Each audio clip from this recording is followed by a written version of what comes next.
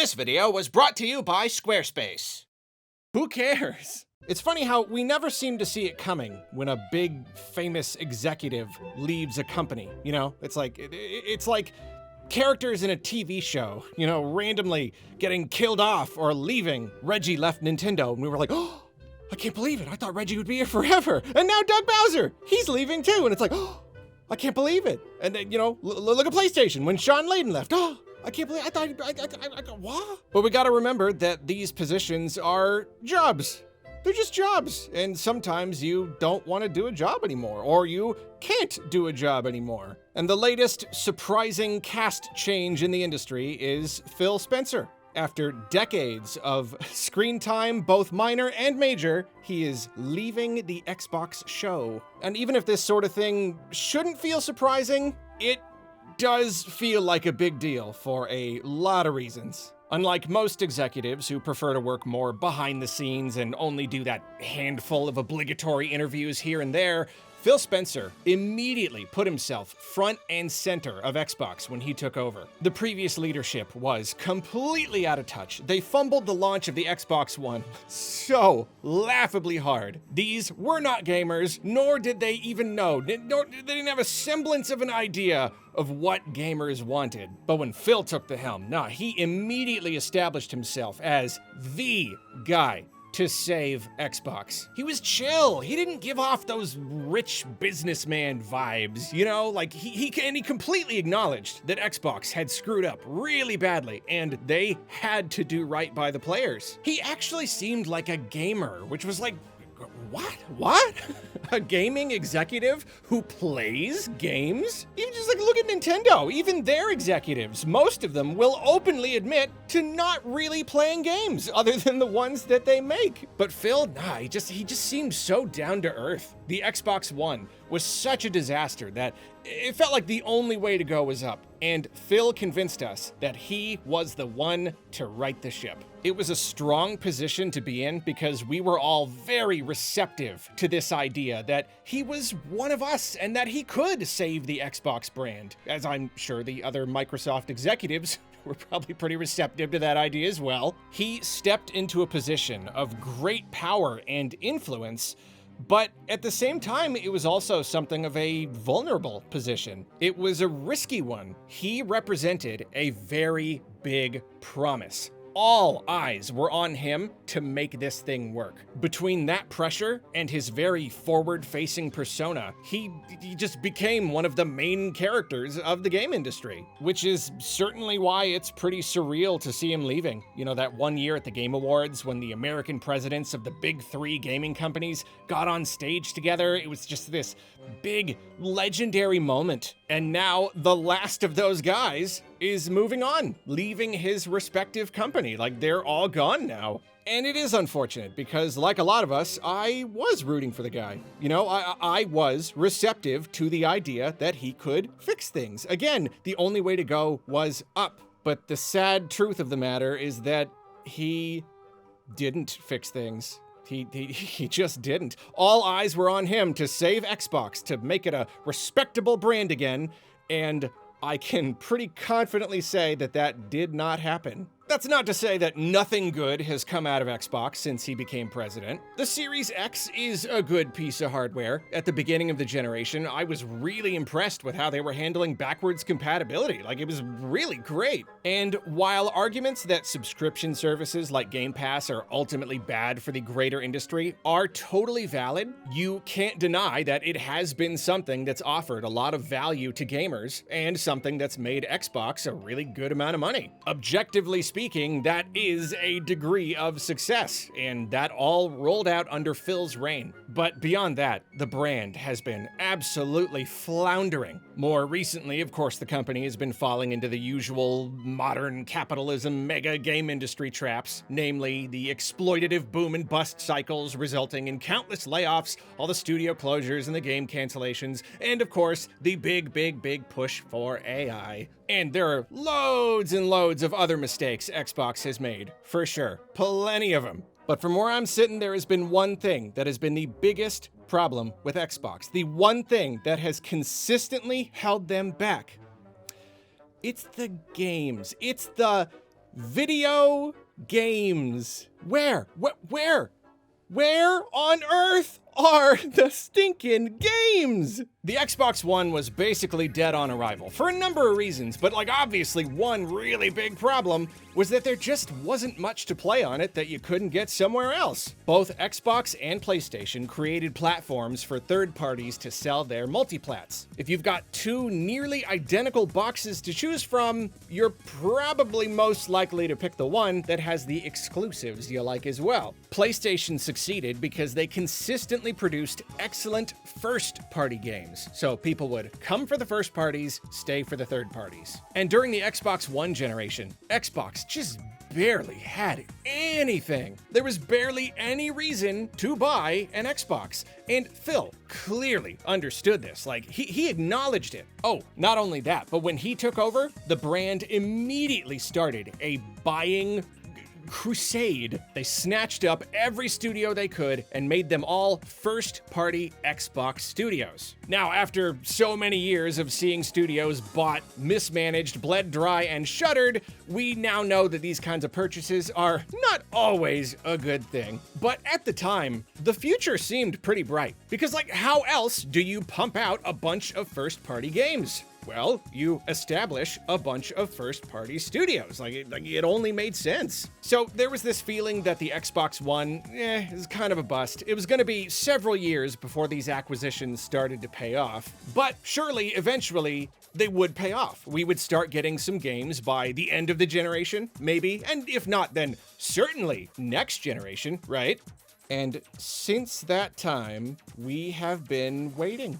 Just waiting and waiting and waiting and waiting. Year after year after year, the Xbox One generation passed us by. The beginning of the Series X generation came and went. The middle similarly came and went, and now, somehow, we are already approaching the end. And still, the games simply have not materialized, at least not in the way that we expected and hoped. I mean, this has been proof that you really can't just throw money at a problem. You can't just put dozens of games into development. They've got to be the right games. They've got to be led by the right people. They've got to be managed properly. After all these years, with all these studios, the company just has not managed to put out anything groundbreaking.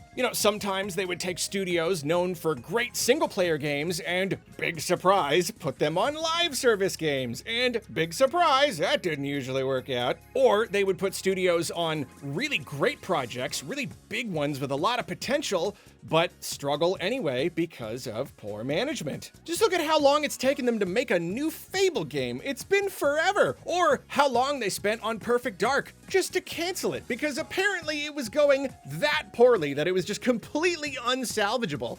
It's ridiculous. Or their studios would actually turn out good games, just not groundbreaking games. Games that review well enough, they're good games, but no one's gonna run out and buy an Xbox to play them. Look at Hellblade 2, for example. They propped it up as this huge deal, one of their first really notable acquisitions. The game was in development for a super long time, and it released, and it was just kind of okay, what's next? Cool game, don't get me wrong, but a 7-hour, psychological art house kind of game, it's not gonna be a system-selling blockbuster. And that's nothing against the game. Not every game needs to be a system-selling blockbuster, but Xbox really, really needed some system-selling blockbusters. The kinds of games that make the PlayStation versus Xbox decision at least a little harder. So this attempt to make a whole bunch of games and establish a whole bunch of new Xbox exclusive first-party IPs just hasn't panned out. It's been a decade, over a decade, and it just hasn't panned out. And to make matters worse, Xbox really only had a tiny handful of actual true Xbox exclusive system sellers, and even that tiny handful, they haven't been selling systems like they used to. I don't really follow Halo much, but it seems the series has really fallen from grace. So it's what little they already had before, even that has stopped working out. So yeah, it's been hard for Xbox. They just don't seem to know what to do. But one really big question today is, how much of this can you pin on Phil? Like, was this Phil failing to save the brand, or was it always beyond saving? And here we really have no idea. We like to pretend that we do, but we really don't. We have no idea. Like almost none. Before we continue talking about corporate executives, because that's a thing we do, I guess, a quick reminder that this video was brought to you by Squarespace. What kind of website you need? Maybe something professional for your business, a storefront, physical or digital storefront? How about a really nice portfolio? That'd be pretty impressive. Whatever it is, Squarespace's intuitive builder can make the creation of this website a breeze, a joyful experience. Like really, I did not know what I was doing. I didn't know how to make a website. I just started with a template, messed around with stuff for a while, and suddenly I was looking at a really nice website. My beautiful blog, Arlo recommends. And man, it's so easy to maintain too. I just paste in all my text, throw in some pics and links, schedule everything to publish later, and automatically generate social media posts, and like that's that. Then I just sit back and watch the analytics. And I know I can always dip into Squarespace's powerful extensions if I ever want to supercharge my site. To try out Squarespace for yourself, head to squarespace.com for a free trial. Then when you're ready to launch, head to squarespace.com/Arlo to save 10% off your first website or domain. And now for today's recommendation, Laura Fryer. She's an industry veteran with a lot of experience and a lot of really great insight. I highly recommend her YouTube channel. Thanks again to Squarespace. Now please enjoy the rest of the video. I'd appreciate it. If you are willing to assume that the president is responsible for the biggest decisions, the broadest strokes, then yeah, things don't look particularly good for Phil. Like, what has been Xbox's play this generation? Like, what's been its biggest strategies? It's been make all Xbox exclusive games playable on day one without buying them, and giving people fewer and fewer reasons to buy an Xbox at all. Bold strategies, to be sure. I mean, it keeps the Game Pass machine making money. It's keeping the Xbox brand afloat, but at what cost? They have profited, but I think this has slowly but surely eroded the brand. It has made the box less and less worth buying. It's made the games less and less worth buying. And now it seems that Xbox is moving away from the box itself and getting more into third-party development and publishing, and yeah, okay, that's great. That's totally valid. Maybe that would be for the best. And yet they just cannot give up their position. They just keep committing to the darn box, doubling down on its importance. And I mean, that would also be valid. I don't like the idea of a world where Sony is the only big box other than Nintendo. They've been getting way too big for their britches without Xbox to keep them in check, and if Xbox's actual box was gone completely, then I don't even know what would happen to Sony. But it's with Xbox, it's kind of like pick a lane. Just figure out what you're doing. Their actions have been so contradictory, so counterintuitive. And surely, this has to be Phil's doing, right? He's the president of Xbox, for Pete's sake. He's in charge. The thing is, though, we like to make stories about people. We like to judge them to be worthy or unworthy, and either praise them for their associated successes or blame them for associated failures. Nintendo was better when Reggie was around. He did everything right, and he made the company good, and now it's bad. You know what I mean? But the fact of the matter is that when it comes to big companies, it is all very complicated. There are so many cooks in these kitchens, and usually there isn't any one person to thank or blame for anything. Especially when it comes to a company like Xbox, which is part of the greater Microsoft machine. We cannot possibly judge Phil's performance at Xbox. We don't even know exactly what his job was. Was he the guy who signed off on every single development pitch? Was he in charge of the creative side? Can we point to him for Xbox's game output solely? Or was he kind of in charge, but it was also handled by one or more other executives? There's a lot of executives. It's completely possible that the relatable average gamer guy persona was all a facade. Nah, he's never played a game in his life, and all this time, he's been bleeding the company dry and bleeding the players dry and spearheading all of Xbox's worst decisions. Or it's also possible that he has had good intentions since the beginning, but he simply failed to deliver. It was just a really hard job managing and saving a company, and he just couldn't make it happen. He didn't expect all these projects to be so difficult or to release to such poor sales or to fizzle entirely. It's a tough business. Or it is also possible that he has done literally everything he could. He is absolutely good guy Phil, and corporate meddling has been to blame. Xbox is entirely at the mercy of Microsoft. It doesn't matter that he was the head of Xbox. If someone above him made a call, then that was that. He had to put on a happy face and just keep on trucking. You can't make a stink in a position like that. You can't challenge your bosses, or they'll just fire you. And of course, publicly opposing them is also really unprofessional. So like, what if none of Xbox's problems are his fault? Pure speculation territory, obviously, but if I had to guess, I would say it was a combination of things. I know that you cannot judge a person based on vibes alone. You really can't, especially not a person who's pretty much always on, you know, like always representing their company and being very choosy about what to say, what they're even allowed to say. But I still want to trust that Phil has been doing his best, and that he's been a lot more authentic than most executives in his position. You know, like look at Reggie. I love the guy. I think he did a great job, but I really don't actually think he plays games as much as he claims. I don't think that's his thing. He's not really a gamer guy, I don't think. I can't wait to drop off the battle bus and meet some of you on the battlefield in Fortnite. But Phil, I absolutely believe it. He's just got this like casual demeanor you usually don't find in these hyper-rich, barely human business dudes. Recently, I've spent so much time playing Diablo 4 with my friends. Season 2 is awesome.